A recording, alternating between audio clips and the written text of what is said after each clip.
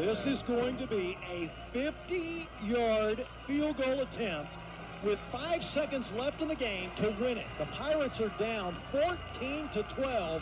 Cub Patton, who had one blocked earlier, from 50 yards out. The holder is right at the 40-yard line. This is going to be, in all likelihood, the last play of the game. The 50-yard kick is up, and it is up! The Pirates win the game! Oh, my Lord, and Cub Patton is going backwards. The Pirates have won 15-14 on a 50-yard field goal, the last play of the game.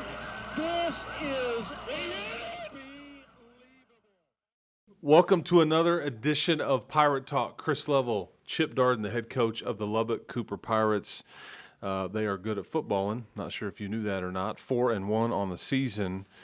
And, Coach, nothing to talk about with the other game, so we'll just move on, I guess. I feel like that was one that I feel like there's some true statements here. I feel like there will be many more people years from now that say they were in the stadium and watch the end of that than were really there. Yeah. I feel like you'll coach for a long, long time and not forget the ending of that game. And I could be somewhere broadcasting who knows where and won't see another ending like that. Yeah. I mean, it's just like, so with that, how you doing? Yeah, good. Hey, I hope I'm coaching a long, long time. Yeah, well, you will be. You will be. But I'm not so sure that my family wasn't the first ones out the gate when they thought it was bad news for us. But man, that was fun. I think that's one of those that an all-timer. There's a few that I rank up there that kind of compete with it. But that was just a wild ending and a fun finish all the way around. One of the talks with our guys this week has been, and I've seen people talk about that's why you play till zero.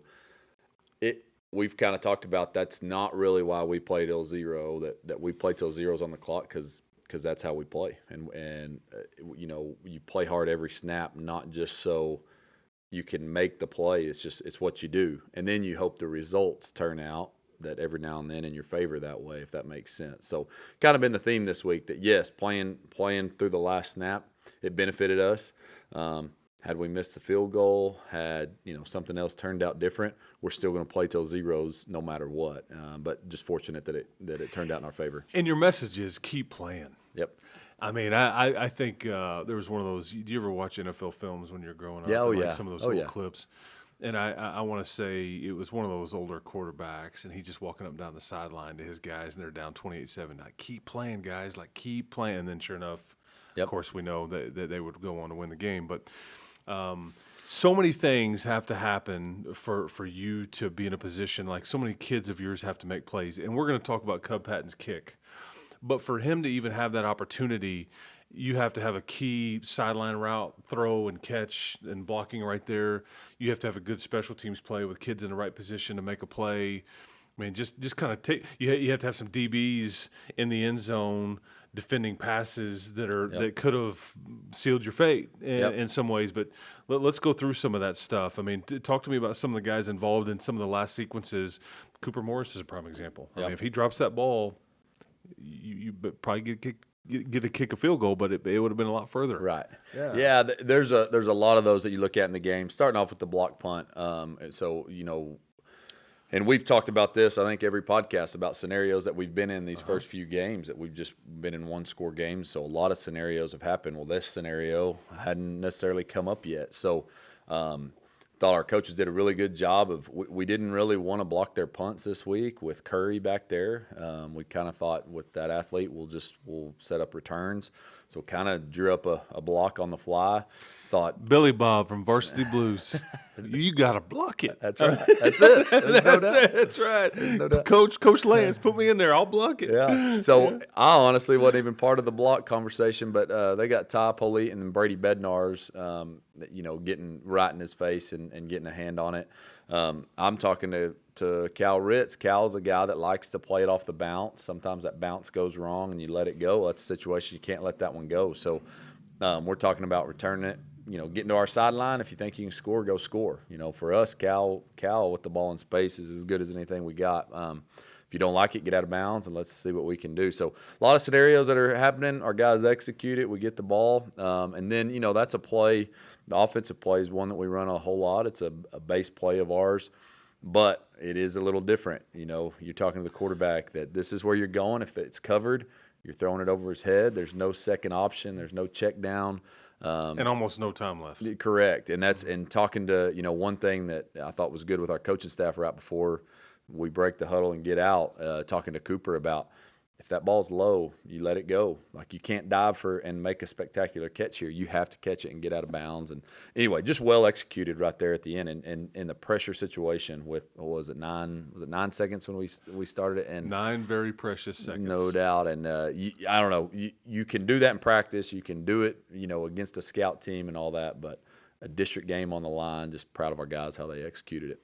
Yeah, and Tyler has to make a really good throw. I mean, all the above, and then field goal. I mean, good snap, good hold, good protection because one had been blocked earlier in the game, and that wasn't lost on anybody, which is a big reason why Cub after the game was like kind of down. And hey, we're coming back to you. Sure enough, you did. But anyway, just wild scene. It was in Woodrow, and there's things that happen. I think that's the first time of being a head coach when we had the option to kick. Starting the second half, that we kicked into the wind. And the thought process, we talked about it, is we may need a kick at some point. It was a weird score. It was 14-5. We may need a long kick. Didn't know it would be exactly that situation. But anyway, just some stuff that I thought our coaching staff did really well, utilizing some timeouts and things like that. We thought played that pretty well. And there's a whole lot involved. And I'll be the first to tell you, I'm talking to Coach Reed, hey, you ready for me to start using them? And we're kind of working it out together. And I think that's what a good staff can do, that, you're not leaving it up to one person. There's communication happening and kind of scenarios going on in our heads. So proud of our staff, proud of our kids for how they executed the end of the game. And that's a really good effort by a Mustang team that their backs were against the wall. They played hard. Yep. They played well, and you were fortunate enough to get out of there. You do go win the game, and you figure out a way, and that's all that anybody's worried about. That's right. But that you beat it sounds cliche. I said this on the broadcast, but that's a really good 1-5 team now. Oh yeah.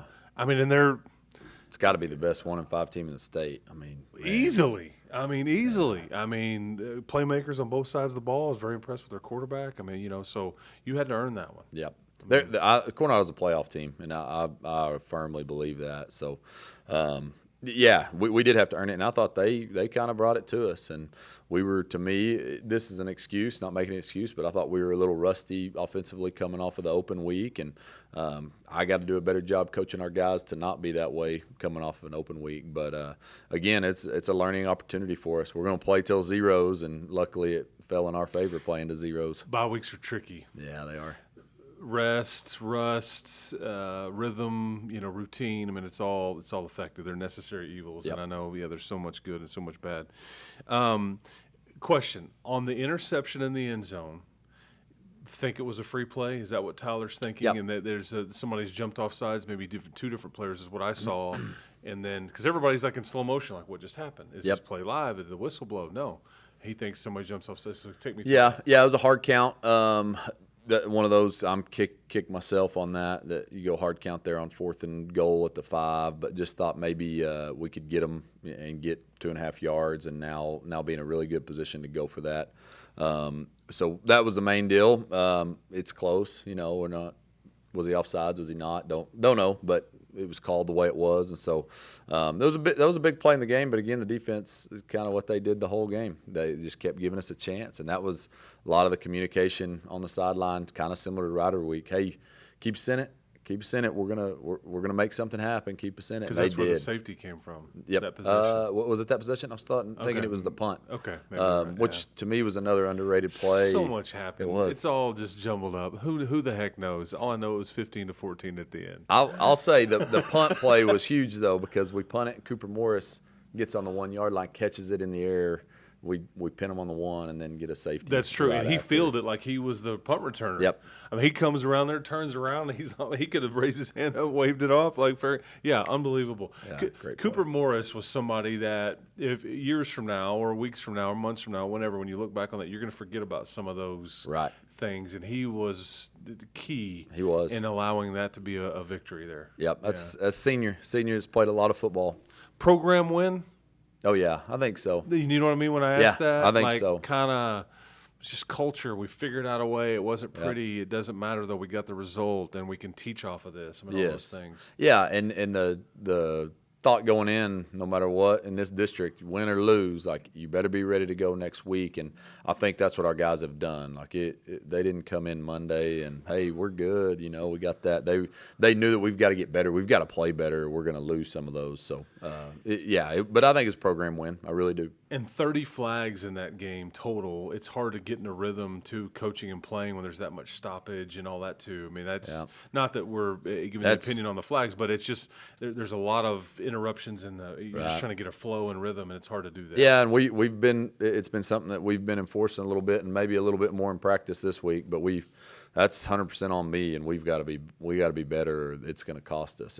Luckily it hadn't yet, but it's going to cost us getting 14 penalties. Yeah, I was about to say they didn't have 30. It was just 14 on them, but it was 30 total. Yep. I want to make sure I cleared that up. I'm not trying to tag you with 30 penalties. It felt like it. Is it hard to get them to come down after a game like that and not dwell in that kind of moment for a bit? Take me through that aspect from a coaching standpoint. Yeah, I think in general, with kids, with young men, you always worry about that. I think we've been fortunate enough to be in some of these situations before. I think some playoff runs help with that. You know, whether a kid was a big member of a playoff team or maybe they were pulled up from the JV or the freshman team, being around it, they get to see us beat a really good Grapevine team and then turn around and have Ryder and then turn around and have South Oak Cliff. You know, they've gotten to be a part of that on how and we talk about that a lot, that all of our situations are helping us for something. So, you know, you get into the playoffs, if you're able to get into the tournament, you know, it's 6 in a row of really good teams that you come out flat, you're beat. And so, I think this situation is hopefully helping us if we're able to get into the playoffs. And but we didn't have trouble with it. Monday I was worried about it, and our kids came ready to roll. They're not sitting there talking about it. And, I kind of mentioned a few things about the previous game, and I'm looking at their faces, and they're kind of going, yeah, we're done with that. We're good. So. Maturity. Yeah. And that kick is good from how far? And where did you think you had to get to have a realistic shot? We thought we were okay there, and there was talk right when we had it with some of the coaches of like, do we just go ahead and kick it and not risk the out route? I'll tell you, in pregame we do a deal where we work some situations where we work. We've got a really long field goal, and they're going to return it. We call it the Alabama-Auburn, that scenario. Kick six. Yeah, and so we worked that, and Friday morning, little stronger wind during the athletic period, but we had Cub at 58 yards, and we just tell him just kind of kick it easy and let that returner get it, and it hit the crossbar, and that he didn't even really. Of course it did. Yeah, it didn't even like kick it hard at all. Me and Coach Reed kind of look at each other, and so I mean, really, we kind of thought if we could cross midfield, then we thought that probably gave us as good a chance as anything. Yeah, it was. It's crazy. Yeah. Speaking of like a kick six play, you'll never see one of those again in that setting. But like, the whole sequence is just wild. Yeah. You mentioned your district. This is unforgiving. Oh, by the way, hey, now you get to go to Dick Bivins and play Amarillo High. That's very rich in tradition. Yep. They've got a lot going on with their program. They just hammered Caprock last week, and a quarterback that threw, I think, seven touchdown passes and no interceptions, and he's, 6'4" or something. Looks like he's about 2 for 40. He's big.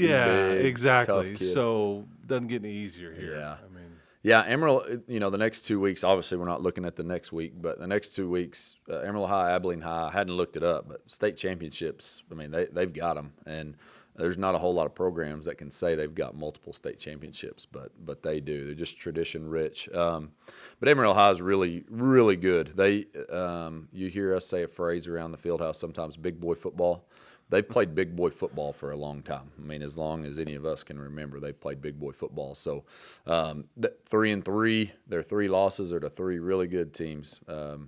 Tascosa and Midland Legacy, who are, year in, year out, some of the best in our region. So anyway, just a good program, a good team. If we're not ready to go, Amarillo High is gonna going to hit us right in the mouth, and they're going to anyway. It's going to be a physical game. You know, Coach Dunham, he used to be at Dumas. His brother's the head coach at Dumas. Very similar brand of football that they play. Just Think it's they've physical. talked? Oh yeah, Yeah. I saw him at a meeting. This was before the season. I think it was over the summer. I saw them both, and I said, "Hey, there's no trading film. There's no talking." But really good guys that they do it right. They get their kids to play hard. You know, and that's what we always talk about. We hope people watch us on film, see us on a Friday night, and walk across the field and say, "Man, your kids play hard," and that's what you get at Amarillo High. They're going to play hard, and I'm expecting a physical game. Yeah, I mean, and you mentioned that lose to Tesco's 45-10 one week, they come right back and win 56-20. Yeah. So go figure. Like, Yeah. What are you going to get there? Yeah, and I think you got to be careful in our district of comparing scores. Well, they beat them by this. I think every team is really good, and whoever comes out and plays well is going to have a chance of winning. If you come out flat, you're going to get beat. Do your kids like grasp this different? I know you probably talked to them till you're blue in the face about the challenges that await, but do you think they grasp the grind they're about to start going through in the week to week? It's just different than what you're. Yeah, I think they do, but I think it makes it fun too. Oh, yeah. You know, when they know they're about to be in a battle and against a really good team. I think they like it more. We get more focus out of them for sure. Take me through your tight ends. I thought your tight ends were interesting in this game. Sam Marcinkowski is the offensive player of the week. He has a big touchdown pass, but also Noah Williams. Yeah. I thought I watched Noah a lot, and nobody blocks and is more engaged than he is on some of these plays and really dominating some of the opposing defensive backs from a blocking standpoint. But talk to me about that position. Yeah, I think, and we knew both of those kids been in the program. Noah was a JV kid most of last year, moved up late.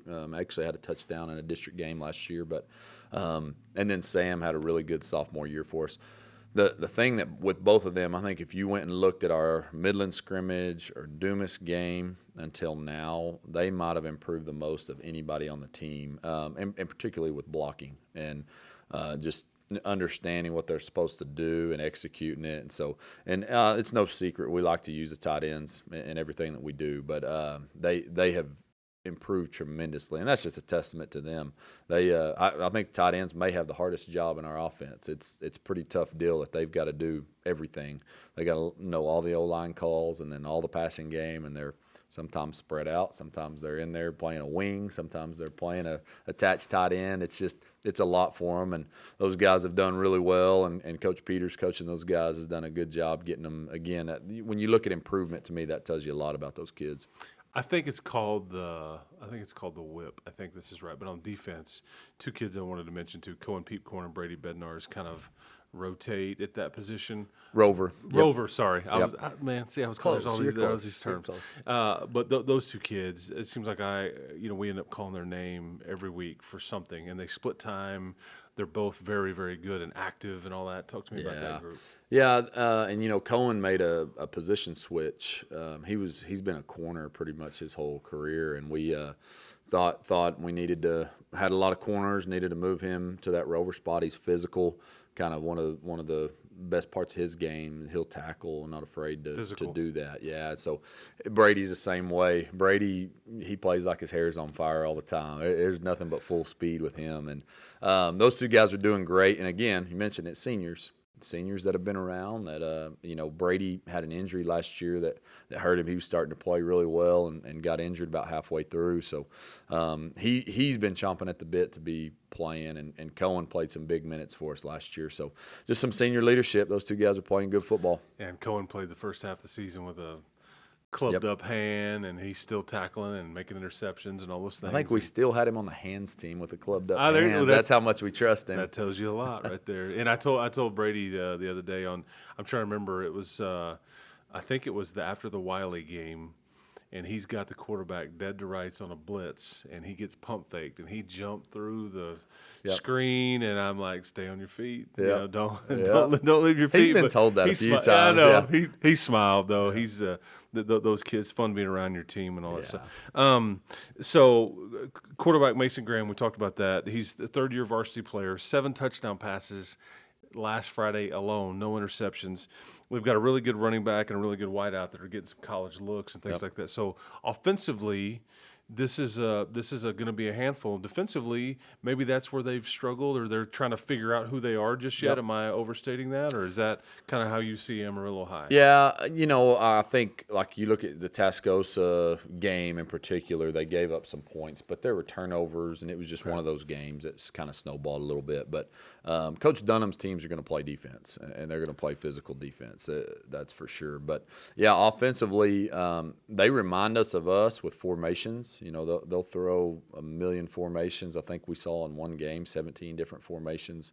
So getting lined up, making sure we're communicating, and then they motion with it too. So I think a lot of we can't get beat by alignment. We can't get beat by busts. And I think that's what our coach has done a good job all week of that, making sure that we're lined up properly in the right coverages. And then number 8, I think you mentioned the receiver, number 8. He's a track kid. Jameson Garcia. I think he made the finals in the 100-meter dash regionals last year. He can run, but he's got.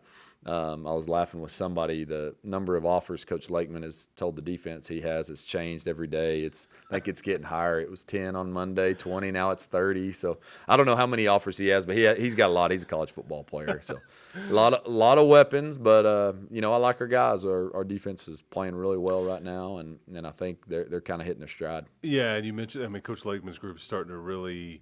I heard you say it to them. Hey, this is what this defense has been about. But it took a bit just to kind of work through some things. But boy, this is starting to look like what we're used to seeing around here. Yeah, it is, and it's all the way around. I think there's been times early in the year when maybe we're trying to figure it out that you go, man, is the secondary, or we're getting it done back there, and then you got your guys like Carson Bradshaw stepping up and having. Tackling machine. Tackling like crazy. And it's that red hair. Yeah, exactly. Not scared of anything. But then Cutter Douglas was our leading tackler last week, and Ty Polite played just an unreal football game. And anyway, all the way through, I think all 3 levels are now starting to really figure it out. And you don't have one group kind of still working the kinks out there, all starting to figure it out, all starting to get more comfortable. I feel like I take Ty Polite for granted a bit. He makes a key play in every game that you guys play, it seems like. He's just kind of the steady, calm playmaker. I don't know how to explain it. Yeah, and I think something that and it might stand out. I was talking to somebody at a middle school game just the other day that was kind of talking about Ty. And so it does stand out to some people, but he's just playing hard. And I don't know that Ty's never not played hard, but he looks a little different. He's probably 20 pounds lighter than he was last year coming through that injury, and I think he's just able to play a lot more snaps at full speed. And so that's, again, he's doing that whether he makes the play or not. He's playing full speed, and he's making more plays than he's not, though. He strains. Yes. He empties his bucket on a Friday night. I know does. that. Like, he doesn't have anything left to give you after That's that game's over. We actually had a question from an 8th grader, that was emailed to me last week after we did the last week's edition. He says, hello, Mr. Level. Well, it makes me sound old. I'm not. Yeah, you can just call me, knucklehead or whatever. But call a spade a spade. That's right. That's right. But this is from Gabriel. Okay. I'm a student athlete. This is for you, Coach. Okay. I'm an 8th grade athlete at Cooper Middle School. I'm looking forward to playing as a Pirate at the high school stadium next year. I would like to know what Coach Darden's expectations are for the freshman athletes that want to be moved up to JV or varsity, or are they just used for scout team defense? So he's already looking ahead and trying to, he's trying to project a little bit. Yep. So what do you tell them? There's so many myths about what 8th graders think high school is going to Sure. be. Oh, yeah, no and doubt. all those things. Yeah. And it's a different time. I'll say this: we typically like to keep freshman classes together when we can. Sometimes we can't, but we will sometimes bring them to practice maybe after school with the older kids, but they'll keep playing with the freshmen. But I think we more than a lot of programs in the state take care of what our JV does. Freshmen practice on their own. They're not in the same athletic period. They get their stuff done before JV and varsity. But then JV is they run some scout team, and when we do scout team, they're not tackling dummies. We aren't cheap shotting. It's pretty much quick whistle. They're just giving the look of what the other team does. But then they get really 3-ish, 2.5 practices that are on their own, where varsity does their own thing. Tuesdays is one in particular that they have their own practice. Wednesday afternoons, they've got their own deal, and Thursdays. So I think we give them. There's been times in the past that they were scout team the whole time and then didn't really get to run their stuff. But we've changed that. They definitely get to work on their own stuff, and I think it's pretty good. But yes, there is some scout team, but it's not a beat them up and make them hate football. They're out there getting some reps, and most of the time we try to communicate it both sides of the ball with what they do. Yeah, we might not run this exact defense, but here's what we call this. Here's what we call this coverage, and so they're kind of working their own stuff even when they're running scout team. So back in 1984, did you know our man, Tommy Wood, who you and I both know very well? He was running scout team for Midland Lee. Okay, did you know Tommy was a fullback? I did not. In the wishbone. Now that's a tough sucker right there. And he only fumbled the one time. Really? He fumbled one time. Wow. Yeah. So I thought, you and I see him often or with him often, but yeah. Hey, I'm not surprised at all. Exactly. Yeah. Respect for my man Tommy Wood. So I thought that was interesting. Okay, some fun questions to wrap this thing up, and then we'll let you get out of here.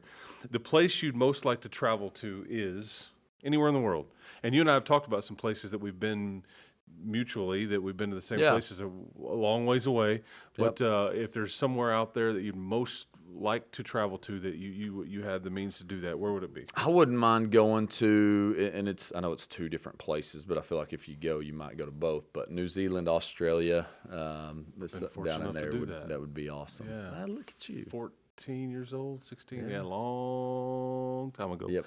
I could live in Sydney, Australia. It's very Americanized. Really? If that Okay. makes sense. It's just that'd be fun. straight down. All the way across the world. Yep. That's a long plane flight. That's the only issue. I did it before there was iPads or TVs. Oh, man. Yeah, that was a long time ago. Yeah. What game show would Chip Darden most excel at? Most excel? Yeah, man, which would you ace? I had which my would answer. Which would you just crush? Jeopardy is my game show to watch, and it's kind of like doing a crossword. Like if you're like right now, I'm not watching Jeopardy. I'm not watching TV, but summertime I kind of do. And what is? It's like when you're watching it, you start figuring out the questions, and the more you watch it, the better you are at it. So right now it wouldn't be good. So Excel. Shoot, what's one that you don't have to think or don't have to do anything? I don't really know. I like trivia. So like, Who Wants to Be a Millionaire? Okay. Is that even a show anymore? It's somewhere probably is, and there's game show networks now where there's all that stuff's replayed, or like $25,000 Pyramid. Yeah, all that kind of trivia kind of stuff. something. Who's your okay? So we have you in literally the hot seat now, and you're right next to Regis Philbin, R.I.P. by the way, and you phone a friend. You get to phone a friend, and you've got the one question, and I'm like, I don't know, and I'm here, and I've worked my way up. Who are you calling? Well, we've mentioned Clint White on staff being. I know I'm not going to use him. I would probably call my dad. Okay. Kind of depending on the subject, but I'd my mom or my dad really. Both of them really smart. That's a good compliment. Yeah, and they would, especially history stuff, they would be all over it. Love it. Do you know how to whistle? Like whistle. Yes. Do you know how to whistle? I mean, I know how to. Any of it. That. Now I can't. You can't. Back in the day, I could do. I can't anymore. Okay. I won't even attempt it. How did you? I don't know. Who taught you? I think it's like it's been lost on me. There's like the pinkies. There's the I don't know how it happens, but coaches all know how to whistle. Yeah, I don't loud. Like I hear that all the time. You go wear one around your neck and you blow it. Yeah, okay. And that's a pet peeve of mine. We'll go out to practice. Our coaches know. We'll go out to practice and coaches are yelling, "Whistle, whistle." I'm like, just bring your whistle out. You all have one. Just bring a whistle out. Blow the whistle. They say whistle. It. Yeah. Yes, which means stop, red light. Drives me crazy. Yeah, whistle. Okay. Yeah, because if you had a coach or your dad or somebody that could whistle really loud, you could always hear it over anything else. 100%. It was like, come home, dinner time, this is it. Stop the play, whatever. It's like, okay, you just turn around, you're in Walmart across the deal, like you hear that whistle. It's like, okay, I know who that is. I know where I'm supposed to go. Yeah, I know I'm not in the right spot. That's what that means. That's right. Well, this was fun.